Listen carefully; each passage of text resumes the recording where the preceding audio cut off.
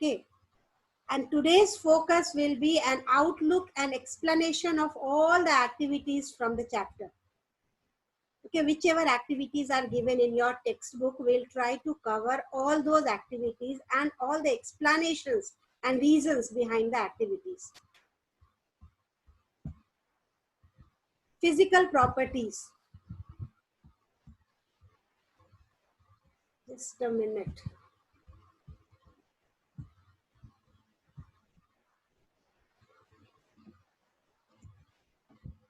Physical properties. The first activity that is given in your textbook is some crystals of iodine are taken and they are beaten with the help of a duster. Okay. The question is asked over there, what do you observe? Okay. We have already discussed this, but just what should be the answer over here? That since iodine is a non-metal, okay, since iodine is a non-metal, it has the characteristic of non-malleability. And that is why the crystals will easily break into small pieces. This shows the brittle nature of the iodine. Being non-metal, iodine is brittle in nature. Okay, so it is non-malleable. On the other hand, in the second activity, it is given, take small piece of zinc metal, okay, and strike it gently with hammer. See, if we'll take zinc or iron or copper wire or aluminium, okay, in all these cases, and if they are gently strike with hammer, what will happen? That they will spread a little and becomes thinner, but it does not break. Okay, in both these activities, two things are there. One is hardness and strength, and the second one is malleability. In the first case, we have seen that iodine crystals are very soft and they can easily break with the help of hammer or duster. But on the contrary, if zinc or any other metal is taken, they are hard, they are strong, and at the same time, they are malleable. Okay, so metals are malleable. This is the property that is being discussed over here in activity 2. Third activity now we have, okay, take some hot water in a beaker and place one end of iron rod in it. Touch the other end of iron rod in it after some time. Okay, you might have observed that when we are keeping spoon in hot water, the other end of the spoon also gets heated up. In the same way, when your mothers are cooking your food at the house, they are inserting the spoon over there. And what happened? That spoon, the other end of the spoon also get heated up after some time.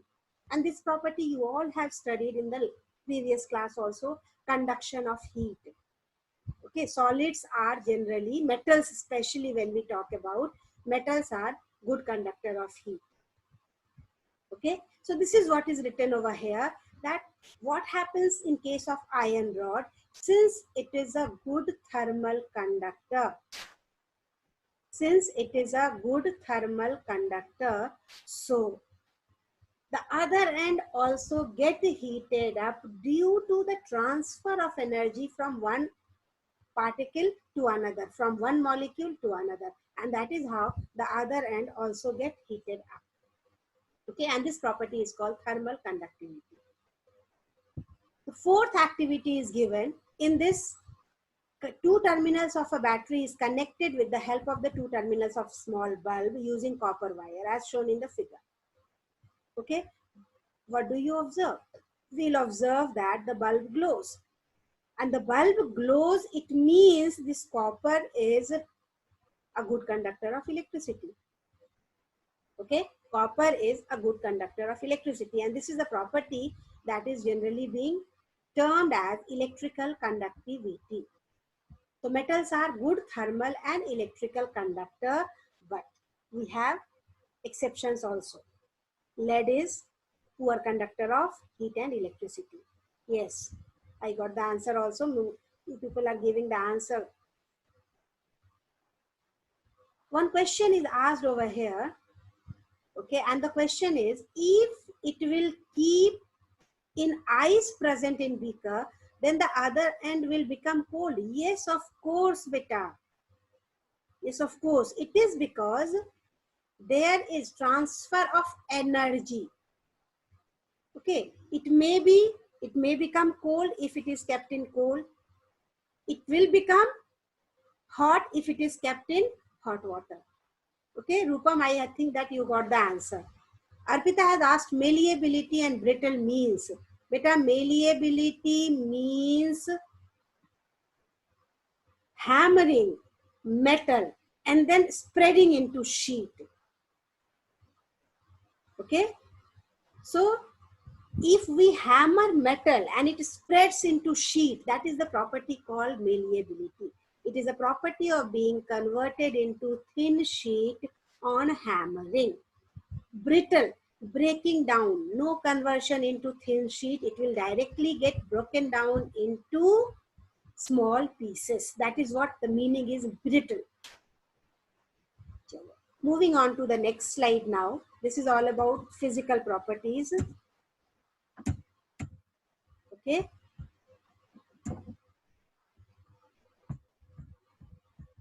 We'll move on to the next slide. This is burning of magnesium ribbon in oxygen, the activity 5 given in your textbook. Okay, just see what is being done over here. A magnesium ribbon with a pair of tongs is taken, it is holded properly and it is ignited. Magnesium ribbon burns with bright white light and forms a white powder. The white powder formed is magnesium oxide. Just see, Mg plus O2, this gives MgO. Clear? Magnesium oxide formed over here is a white powder, and when it is dissolved in water, it forms magnesium hydroxide, okay, which can turn red litmus into blue. Which can turn red litmus into blue. Okay, red litmus into blue shows the basic nature. Okay, red litmus into blue shows the basic nature, and all the metallic oxides are basic in nature. Okay, this is what the activity is given over here, basic nature of metallic oxide. Okay, moving on to the next slide now. Burning of charcoal in oxygen. This shows the acidic nature of non-metallic oxides. Small piece of charcoal is taken. Charcoal is a form of carbon. Always remember this. And it is also represented as C. Okay, charcoal is written as C. Okay, charcoal is taken and in a deflagrating spoon and is ignited, heated. Now, when it is ignited, that spoon in a glass jar, it is kept in a glass jar and covered with lead. You can see over here in this first figure, it is written, the ignited charcoal is kept inside this glass jar and is covered with lead. Okay. After some time, some amount of water is mixed in it. Okay. When water is mixed in carbon dioxide, see the chemical reactions which are taking place over here. Okay. The chemical reactions that take place are carbon, that is charcoal, burns in the presence of air to form carbon dioxide. And this carbon dioxide is dissolved in water. This carbon dioxide is dissolved in water to form carbonic acid. And if we test it with blue litmus paper, it will turn blue litmus into red.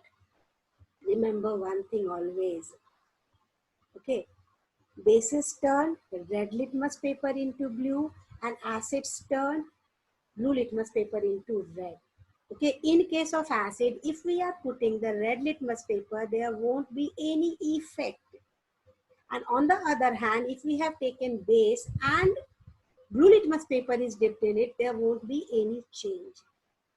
Okay, so In case of this non-metallic oxides, when carbon, okay, is burnt, that is charcoal is burnt in the presence of oxygen, it produces carbon dioxide, and this carbon dioxide on dissolving in water produces carbonic acid, and carbonic acid turns blue litmus paper red. Okay, but at the same time you have to remember over here, okay, that some of the non-metallic oxides are neutral in nature, and the example is carbon monoxide and nitrogen monoxide. These two non-metallic oxides are neutral. Okay, moving on to the next slide now. This is activity number 6, burning of charcoal in oxygen, showing which nature? Showing the acidic nature.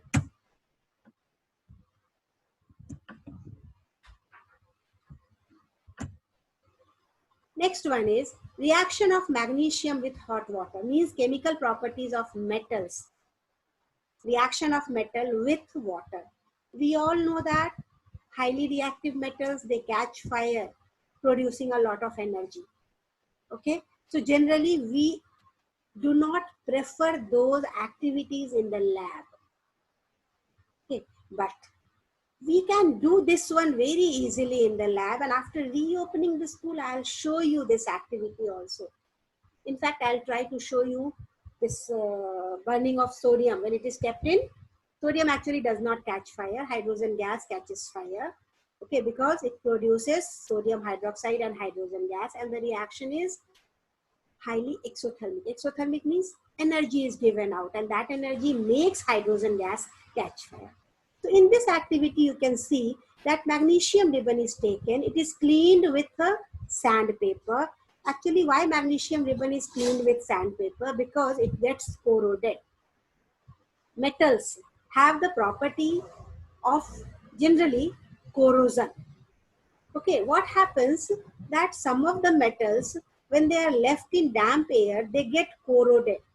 They get corroded, it means that some layer of oxide or carbonate or something is formed on that.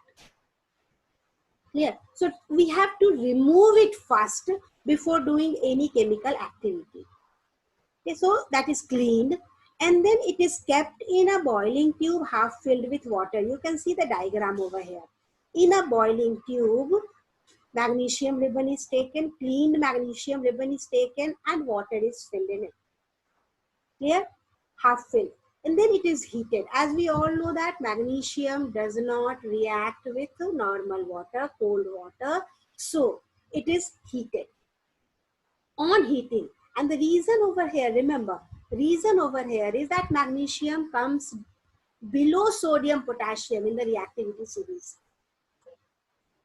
Okay, that is why it reacts with hot water, not with cold water.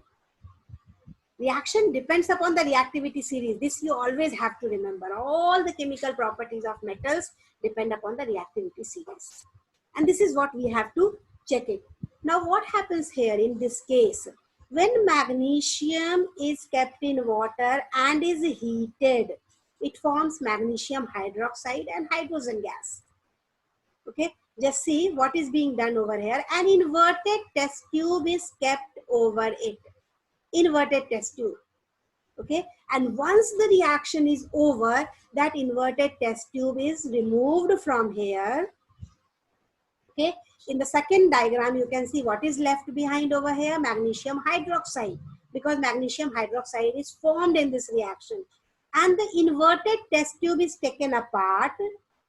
Okay, and the gas present over here is tested with a burning splinter. Okay, a burning splinter is brought near the mouth of the test tube, and it is found that the gas that is formed over here burns with a pop sound. Okay, when a gas burns with a pop sound, it indicates that it is nothing but the hydrogen gas. Yes, very good. It is nothing but the hydrogen gas. Okay, many question is asked over here till the time. I'll be discussing all these later on. Okay, let us first complete this. Okay, what happens over here? This hydrogen gas catches fire. with a pop sound. And test, this is the laboratory test for hydrogen gas. Okay, moving on to the next slide.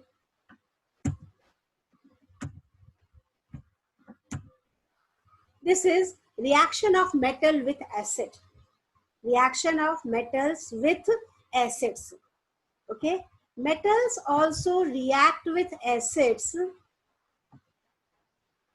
Metals also react with acids to liberate hydrogen gas, and this can be easily checked with this activity. Some iron nails, again they are cleaned by rubbing them with sandpaper. As we all know that iron get rusted, iron get corroded when left in damp air. Okay, so before going for any chemical activity, it should be cleaned first. Okay, after cleaning it with sandpaper, okay, they are kept in the test tube, and then some dilute hydrochloric acid is added again, and test tube is inverted over it. Okay, we'll see the bubbles of some gas is evolving over here, and that gas gets collected in the upper test tube, the test tube that is inverted over there. And then when it is tested again with burning matchstick, the gas burns with pop sound, indicating that it is hydrogen gas. Okay, now it is given over here. Just see, carefully bring a burning splinter. Burning splinter means burning matchstick near the mouth of the inverted test tube. It burns with a popping sound, which shows the evolution of hydrogen gas. Evolution means production. Okay, and the activity, if we are repeating the same activity with zinc, and we have taken another, okay, another acid like sulfuric acid, then also the reactions will take place, and just see what will happen. Iron will react with hydrochloric acid to form iron chloride and hydrogen gas. Okay, in the same way, zinc reacts with sulfuric acid. Okay, zinc can also react with hydrochloric acid. Iron can also react with sulfuric acid. Any acid can be taken except nitric acid. Remember that, except nitric acid, because I have shared you earlier also, nitric acid is a very good oxidizing agent. So generally it is not used for what? Such reactions.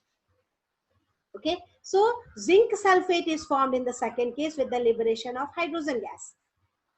Okay, and the indication for hydrogen gas, again the lab test. Moving on to the next one, that is displacement reaction. As you all know, metals of more reactivity displaces lesser reactive one from its compound. Metals of more reactivity displaces the lesser reactive one from its compound, and this reaction is known as displacement reaction. Okay, 50 ml of water is taken in a beaker, and few crystals of copper sulfate is dissolved in it. Copper sulfate crystals are blue in color. When its solution is prepared, that is also becoming blue in color, and magnesium ribbon is dipped in it. Again, before dipping, magnesium ribbon must be cleaned with the sandpaper.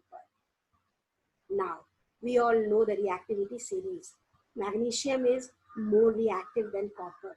So magnesium will displace copper from copper sulfate solution, and it will form magnesium sulfate. Here, just see the difference in the diagram also given. Here it is blue in color. Here it is colorless. Okay, and the magnesium ribbon you can find over here that some deposition is there. Okay, this is nothing but the deposition of copper. Copper gets deposited, okay, on magnesium ribbon, and magnesium sulfate is formed over here. Okay, and this is what actually will happen. Okay, just see over here what is actually happening over here, that magnesium plus copper sulfate, it forms magnesium sulfate and copper. In the same way, if zinc is taken plus copper sulfate, zinc sulfate plus copper, all these are displacement reaction. In fact, we can take iron also. Iron plus copper sulfate, it will form iron sulfate plus copper. In all such cases, displacement reaction will take place. The reason, they are more reactive than copper. Okay, so this is the activity 9 given in your textbook. Moving on to the next one. Okay, all do you knows, whatever is given in the textbook that I have collected over here. Okay, gold and silver are highly malleable, well known to you all. Gold and silver are highly malleable. They are converted into the foil, which is only 2 into 10 to the power minus 5 millimeter thick. Gold is the most ductile metal, well known to you all. Okay, most ductile, it means that a 2 kilometer long wire can be drawn from only 1 gram of gold. On exposure to air for some time, metals lose their shine. That is what I was telling. Okay, that metals are actually lustrous. Okay, but this luster disappear with time if it is left exposed to atmosphere. This is because metals react with gases present in the air and get coated with thin layer of oxide or carbonate. Just see, they are get coated with thin layer, and to remove this layer, we are rubbing them with sandpaper. Another very nice, you can say, is given over here. Fact that silver is the best conductor of heat and electricity, followed by copper, and then aluminium are there, and mercury is the poorest conductor. Okay, so this is all about, actually we can say that some of the important facts given over here. And one more very important fact that I want to share with you is that we should not store citrus food items like curd, pickles, tamarind, tomato sauce, etc. in metallic container. And the reason is, the metallic container means what? They are made up of metals.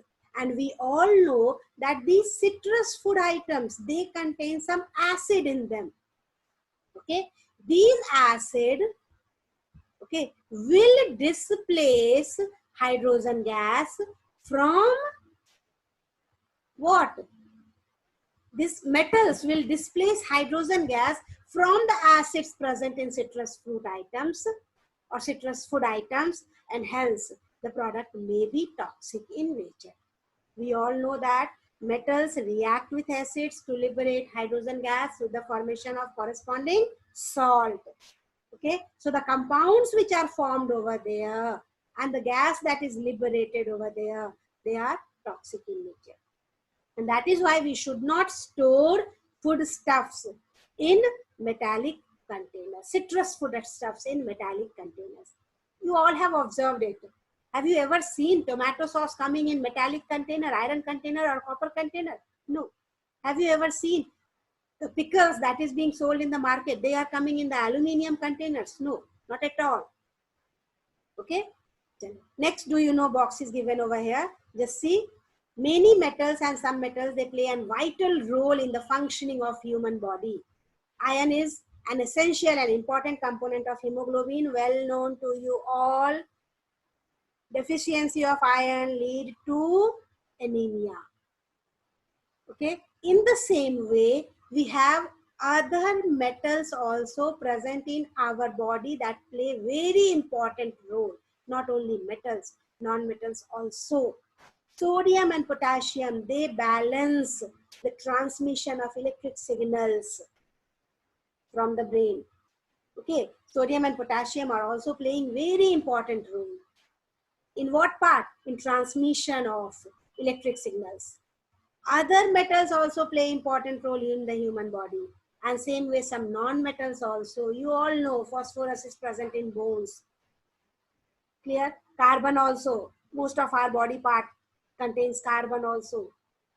Okay, so in general we can say that metals and non-metals are not only present in our surrounding, okay, they are playing a vital role in the functioning of our body system also.